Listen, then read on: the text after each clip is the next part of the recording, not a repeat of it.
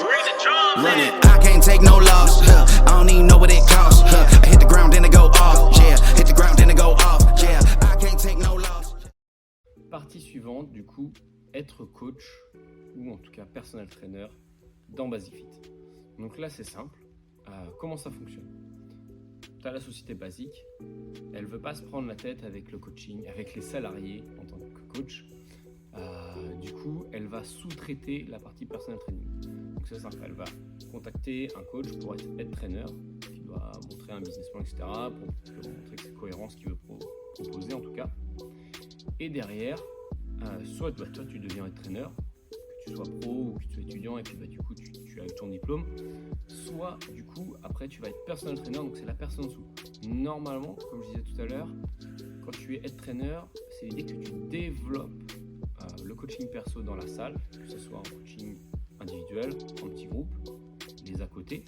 Et en fait, tu vas proposer, en fait, une fois que tu as développé ton coaching, à de nouveaux coachs, tu vas de nouveau sous-traiter ce coaching.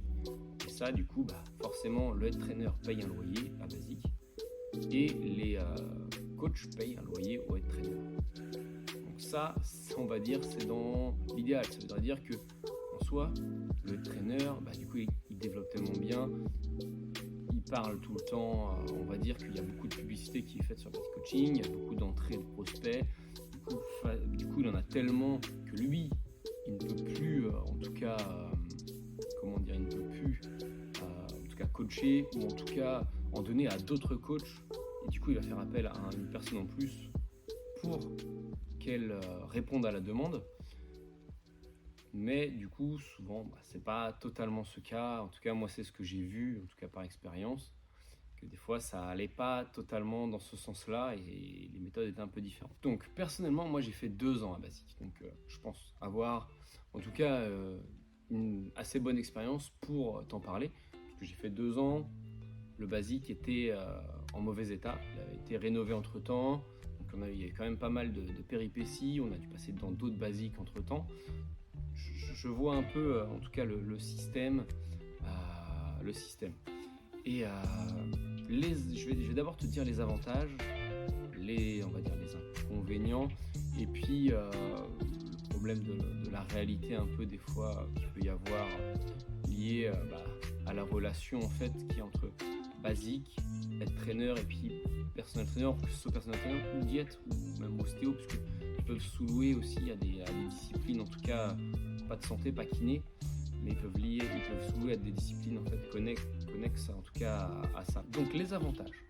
Tout d'abord, ce qui est bien, c'est que tu peux récupérer facilement déjà des prospects et du coup des clients, puisque en fait t'as pas, en tant que personal trainer, la difficulté c'est de trouver les gens, sauf que là ils sont déjà là pour faire du sport, donc tu sais que ces gens là veulent faire du sport.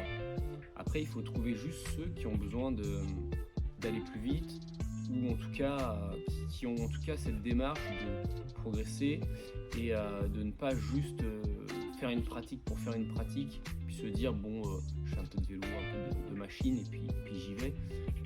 J'ai envie de progresser, j'ai envie d'être encadré, et là c'est là que tu vas pouvoir trouver du monde. Après il y a plein d'autres choses, tu peux créer facilement des choses que tu ne pourras pas faire, en tout cas quand les gens sont chez eux, tes coachs à domicile. Les gens, il faut qu'ils fassent la démarche de te contacter, et c'est ça la difficulté. Sachant que tu es dans la salle, présent, souvent tu vas donner quelques conseils, tu vas discuter avec les gens, tu vas te faire connaître, donc forcément ils vont pas, s'ils cherchent sur internet, du coup déjà il y a des chances qu'ils aillent chercher sur le site de Basic, donc tu peux être dessus, donc ça va être toi ou tes collègues qui sont sur place. Ils vont pas aller voir coach sportif sur Nantes et puis là il y a 20 personnes qui arrivent.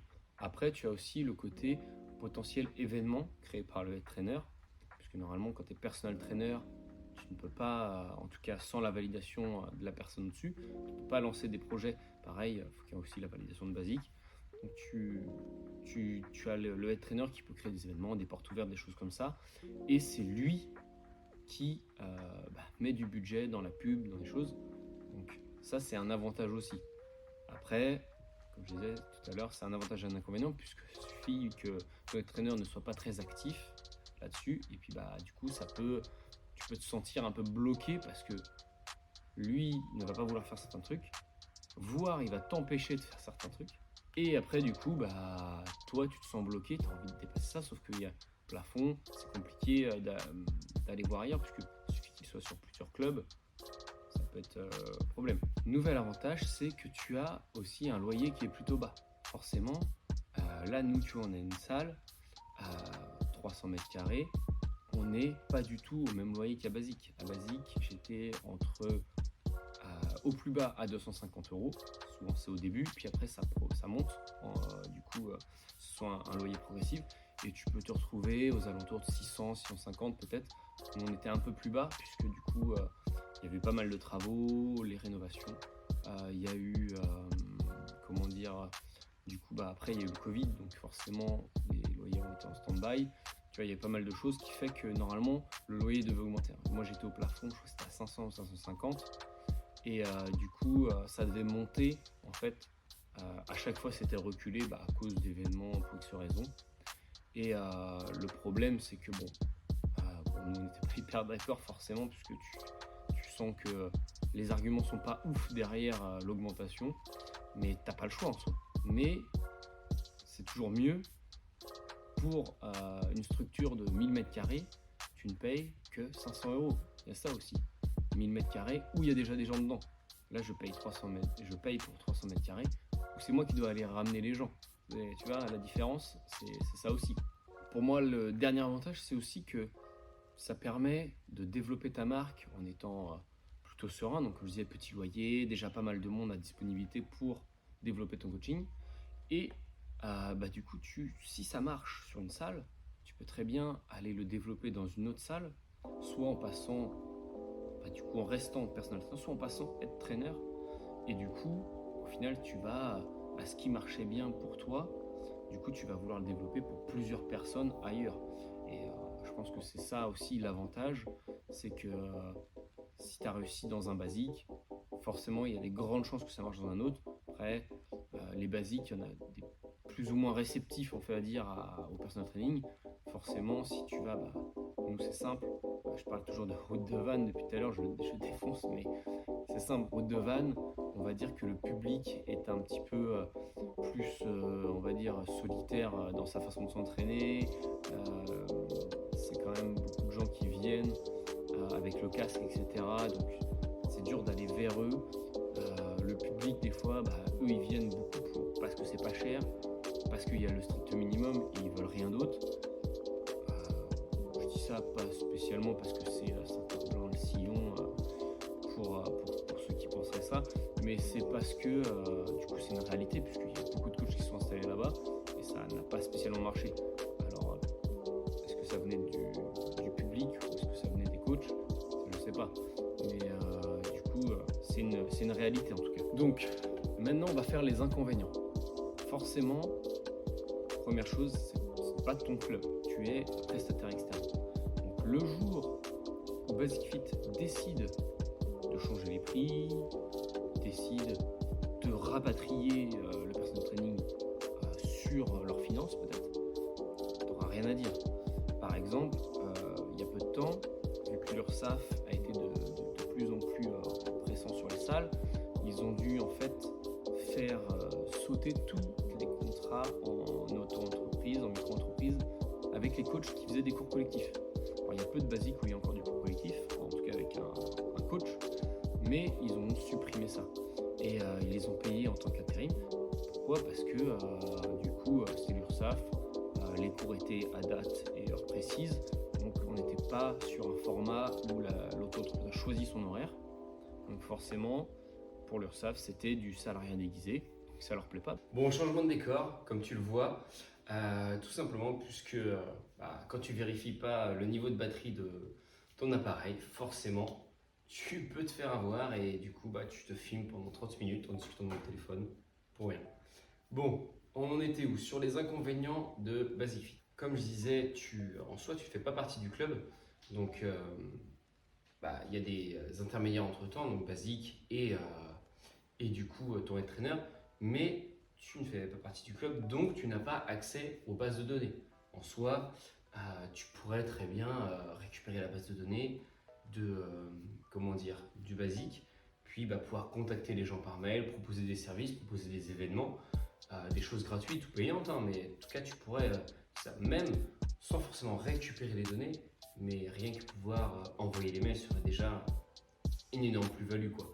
Et le problème, c'est que si on fermait complètement ça, parce que de toute façon il y a les règles RGPD, même s'il y aurait moyen, je pense, de pouvoir via le choix au départ des gens, de partager ou pas leurs données, en tout cas aux partenaires proches comme nous, si on parle coaching, quand on coche les conditions de vente, on coche est-ce qu'on peut avoir les offres des partenaires.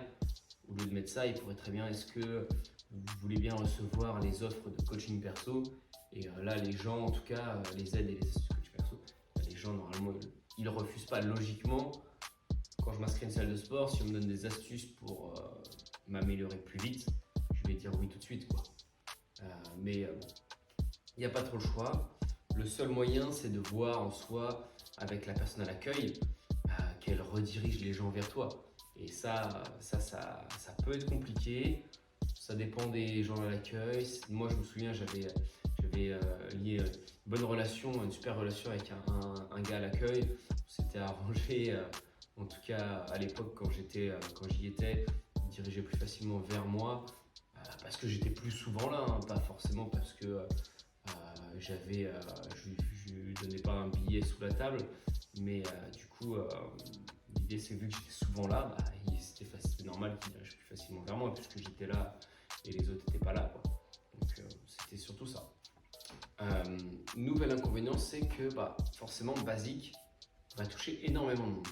Les gens, des fois, viennent parce que le billet d'entrée il est super bas et du coup ils viennent faire l'entraînement, ils pensent qu'ils ont le meilleur entraînement du monde qu'ils ont trouvé sur internet ou sur YouTube, et du coup malheureusement tu vas aller leur parler, tu vas perdre ton temps, voire ça peut arriver qu'ils te font perdre du temps en prenant une séance d'essai alors qu'ils savent très bien qu'ils ne vont pas prendre la suite, mais bon, c'est le jeu aussi.